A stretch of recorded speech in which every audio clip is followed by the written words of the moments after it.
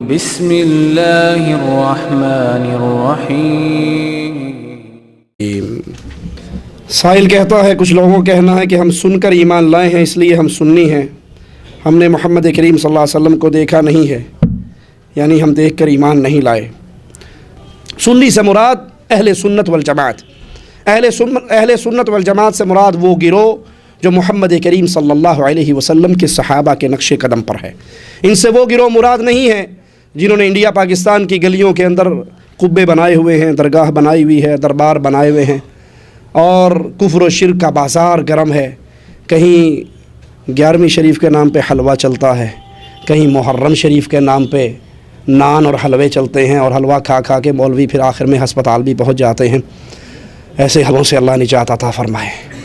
اس سنی سے مراد یہ ہے کہ ہمارے نزدیک دلیل اللہ کی کتاب محمد کریم صلی اللہ علیہ وسلم کا فرمان ہے، یہ ہماری دلیل ہے، جس کو صحیح معنی کے اندر اہل الحدیث بھی کہتے ہیں، اہل سنت والجماعت بھی کہتے ہیں۔ لیکن جنہوں نے اہل سنت ہونے کا دعویٰ کیا، اللہ کی توحید کو چھوڑا، امام الانبیاء کی رسالت کو چھوڑ کر اپنے پیر فقیر بابے بزرگ اتنے بنائے کہ وہ نام تو نبی کا لیتے ہیں، لیکن جب مسئلے کی باری آتی ہے کہ جی حدیث تو ٹھیک ہے لیکن ہمارے مذہب میں نہیں ہے، ہمارے امام صاحب نے ایسا نہیں فرمایا، انہیں ان کا امام مبارک، ہمیں بلال کا امام مبارک صلی اللہ علیہ وسلم۔ فضائل اعمال، ہمارے ہاں مسجد میں اذان سے پہلے الصلاۃ والسلام علیک یا رسول اللہ والسلام علیک یا حبیب اللہ درود پڑھا جاتا ہے، اس کے بعد اذان دی جاتی ہے۔ ہر مسجد میں ایسے ہی ہوتا ہے کہ ایسی مسجد میں نماز ہو جاتی ہے۔ دیکھیے مساجد کے اندر اذان سے پہلے یہ درود پڑھنا بدعت ہے، اذان سے پہلے درود پڑھنا بدعت ہے۔ کوئی کہے گا کہ مولوی صاحب آپ تو ویسے سختی کرتے ہیں، دیکھو درود تو رسول کریم پر پڑھا گیا، بدعت کیسے ہوئی؟ ہم جواب میں کہتے ہیں ایک رکعت میں کتنے سجدے ہیں؟ دو سجدے ہیں ایک رکعت میں۔ اچھا اگر میں تیسرا سجدہ شروع کروں تو میں ثواب کا کام کر رہا ہوں یا گناہ کا؟ جی گناہ کا۔ اب آپ پر فتویٰ لگنا چاہیے منکر سجدہ، منکر سجدہ، سجدے کا۔ اگر ہم یہ کہہ دیں کہ اذان سے پہلے درود پڑھنا بدعت ہے، فوراً فتویٰ لگ جائے گا منکر درود، واپی گستاخ، درود نہیں مانتا۔ ہم کہتے ہیں درود کو مانتے ہیں، جس موقع پہ امام الانبیاء نے سکھایا تھا سیدنا بلال کو، اس موقع پہ کیوں نہیں پڑھتے؟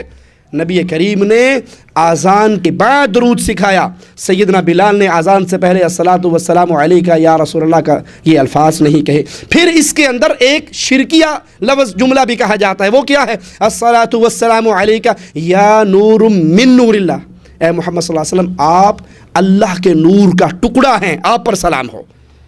اور اللہ کے نور میں سے کوئی نور نہیں بنا، محمد کریم اللہ کے بندے ہیں، بشر ہیں، نور من نور اللہ نہیں ہے۔ ایک تو یہ عمل بدعت ہے، پھر اس کے اندر شرک والا جملہ آتا ہے، مشرک کے پیچھے نماز نہیں ہوتی۔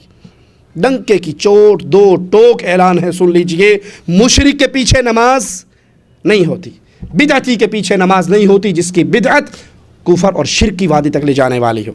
نہیں مانتے تو مثال دے کے سمجھاؤ تو ابھی درس ختم ہوگا، لوگوں نے اپنے اپنے گھروں کو جانا ہے۔ کچھ بھائی ایسے بھی ہوں گے جو ٹیکسیوں پہ اور گاڑیوں پہ آئے ہوں گے، اپنی گاڑی ان کے پاس نہیں ہوگی۔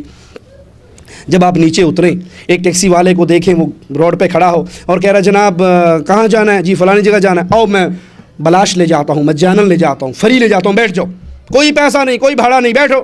آپ جب بیٹھنے لگے، ڈرائیور صاحب کو آپ نے غور سے دیکھا، وہ انا سی، وہ اندھا تھا، بیٹھ جاؤ گے؟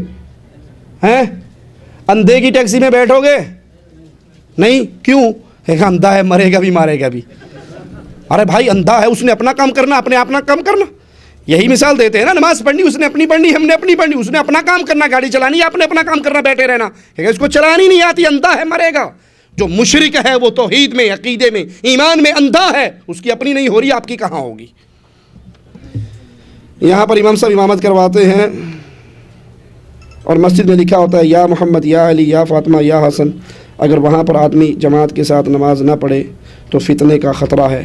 جو مسجد اہل شرک کی ہے، جہاں امام مشرک ہے، جس مسجدوں میں قبریں ہیں، جن مسجدوں میں غیر اللہ کو پکارا جا رہا ہے، آپ اس سے بہتر ہے کہ اپنے گھر کے اندر نماز پڑھیں، اپنے بیوی بچوں کو پیچھے کھڑا کر لیں، یا مجلس کے اندر، بیٹھک کے اندر اپنے اہل ایمان دوستوں کو بلا کر وہاں جماعت کروائیں۔ مشرک کے پیچھے نماز نہیں ہوتی، اور جن مسجدوں میں قبریں ہوں وہاں پر نماز نہیں ہوتی، جہاں غیر اللہ کو پکارا جائے وہاں نہیں پڑھنی چاہیے۔